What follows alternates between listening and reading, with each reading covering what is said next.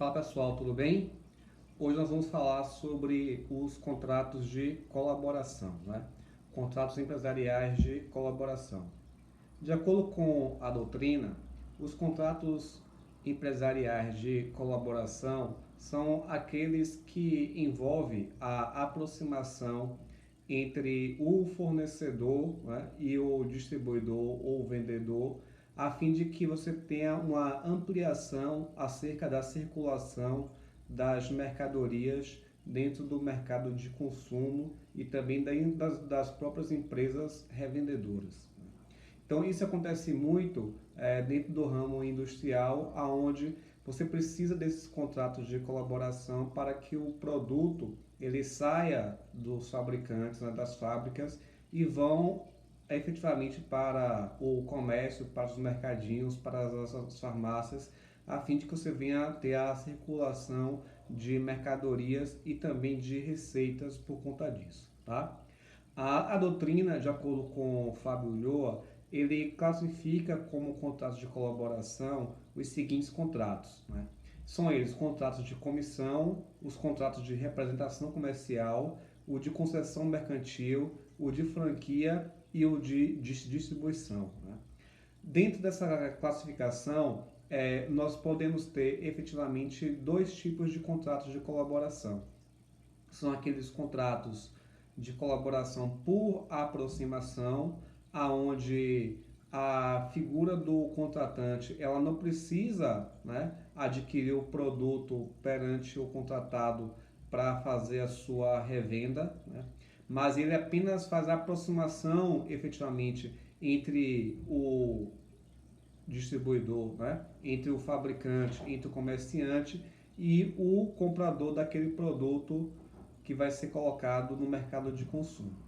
O outro tipo que nós temos também, né, se refere ao contrato de colaboração por intermediação. Neste contrato, você tem uma relação entre o vendedor e o comprador final, que ele está intermediado a partir de uma figura. Por exemplo, você tem uma empresa de biscoito, que fica aqui na BR-324, né? E esse biscoito que é fabricado lá na BR, ele precisa chegar no mercadinho, né, que fica lá na paralela. Então, o mercadinho ele não vai, né, diretamente na fábrica para adquirir este produto.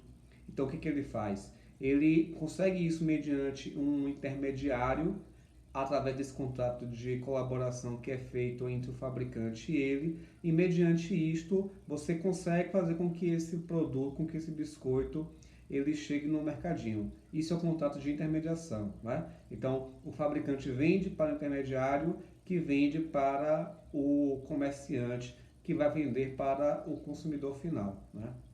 No caso de aproximação, não. Não é necessário que haja a aquisição do produto perante um intermediário, mas você vai ter uma pessoa que venha aproximar, venha a diminuir as diferenças e a distância entre o fabricante ou o vendedor e aquele que vai adquirir o produto para dentro da sua atividade econômica, certo? Bom, de acordo com o Fábio Ulloa, né, o conceito do contrato de colaboração ele se dá da seguinte forma, né? Se dá mediante uma obrigação particular, aonde o contratante, que é aquilo que a gente chama de colaborador, ele assume por sua conta e risco, né? Lembre que ele é um empresário também, então ele realiza a atividade de colaboração decorrente da sua própria atividade empresária, da sua atividade econômica, de forma organizada, assumindo os riscos da atividade e também tendo o lucro a partir dela, né?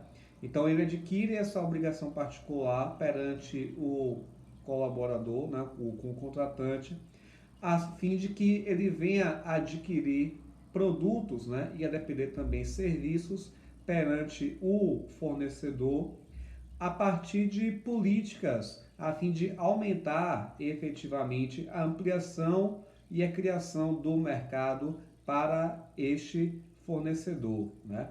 Então, essa política de ampliação do mercado, ele se dá mediante determinadas atitudes e medidas, né? São elas serviços de divulgação, de publicidade, treinamento de pessoal, manutenção de estoques, entre outros, certo? Então, por exemplo, voltando ao caso do mercadinho, né? Do biscoito. Então, você tem uma fábrica de biscoito localizada na BR-324 e esse fabricante de biscoito ele tem interesse de que o seu produto ele vá chegar na cidade de Lauro de Freitas, né?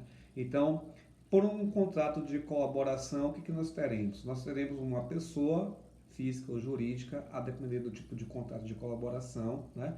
Aonde essa pessoa ela vai fazer todo um prognóstico e um planejamento para como levar, né, esse biscoito para ser consumido na cidade de Lauro de Freitas, indicando quais são os melhores estabelecimentos comerciais, fazendo políticas de divulgação e de publicidade acerca deste produto do próprio biscoito, fazendo treinamento de pessoal de como armazenar esse biscoito, como atender, né, o vendedor, o fornecedor final, a figura do comerciante, enfim. Então, se refere a toda uma atividade a fim de que você tenha a partir daí essa colaboração para que o fabricante, no caso aqui que está falando, ele venha a aumentar a sua atuação no mercado de consumo, né, para que ele chegue agora na cidade de Lauro de Freitas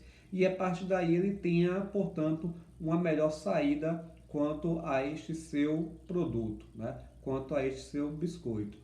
E o colaborador ele vai ganhar acerca dessa atividade econômica que ele vai exercer, né, sobre a venda e a amplitude do consumo deste biscoito dentro desta localidade que só passou a ter consumidores daquela mercadoria em razão da sua atividade empresarial, tá?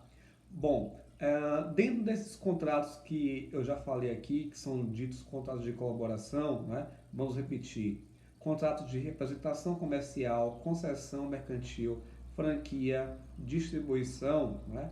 Nós vamos falar primeiramente sobre o contrato de representação mercantil, certo? Lembrando que nas próximas aulas nós estaremos falando também dos demais tipos de contratos, tá?